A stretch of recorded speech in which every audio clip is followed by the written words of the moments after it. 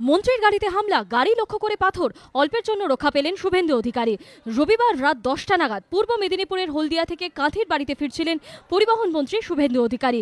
অভিযোগ, ব্রজলাল চক থেকে কিছুটা দূরে দোকানগড়া এলাকায় তার গাড়ি লক্ষ্য করে পাথর ছোড়ে দুষ্কৃতীরা। দুষ্কৃতীদের ছোড়া পাথরে মন্ত্রীর গাড়ির সামনের কাচ ভেঙে যায়, যদিও ঘটনায় কেউ আহত হননি।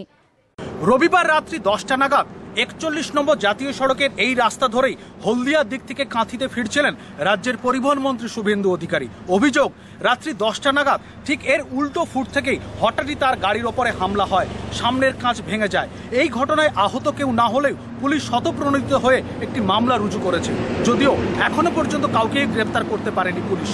এই নিয়ে পূর্ব মেদিনীপুরের পুলিশ সুপার অলোক রাজুরিয়া জানিয়েছেন, অজ্ঞাত পরিচয় দুষ্কৃতীদের বিরুদ্ধে স্বতঃপ্রণোদিত মামলা রুজু করেছে পুলিশ। তদন্ত শুরু হয়েছে, প্রয়োজনে মন্ত্রীর সঙ্গে কথা বলা হবে। কিন্তু মন্ত্রীর গাড়ির সামনে ও পেছনে পুলিশ কনভয় থাকলেও কিভাবে ঘটল এই ঘটনা, উঠছে প্রশ্ন। বিজন চক্রবর্তীর রিপোর্ট, এবিপি আনন্দ, পূর্ব মেদিনীপুর।